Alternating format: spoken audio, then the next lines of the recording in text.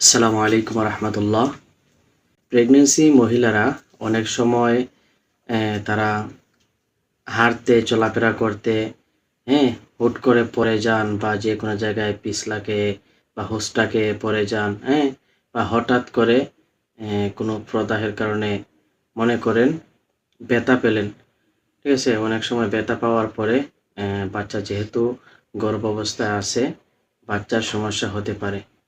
তো আপনারা প্রথমে যে কাজটা করবেন, যদি আপনার পড়ে যাওয়ার পরে বা যে কোনো কারণে কোনো একটা ঘটনা ঘটে গেল, যদি মনে করেন, তারপরে যদি আপনার রক্ত ব্লিডিং হয় অথবা পানি ভেঙে যাচ্ছে যদি মনে করেন, তাহলে দ্রুত আপনি একজন ডাক্তারের পরামর্শ নেবেন।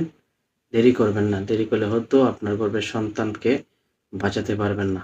যদি ডাক্তারের পরামর্শে চলে যান, আশা করা যায় ইনশাআল্লাহ গর্ভের সন্তানের কোনো ক্ষতি হবে না যদি সঠিক চিকিৎসা দেওয়া হয়।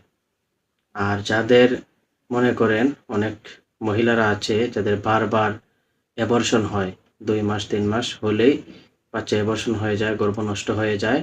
এসব মহিলাদের ক্ষেত্রে কনসিভ হওয়ার সাথে, সাথে আপনি যখন বুঝবেন যে আপনি কনসিভ করেছেন, সাথে, সাথেই আপনি একজন ডাক্তারের পরামর্শে চলে যাবেন।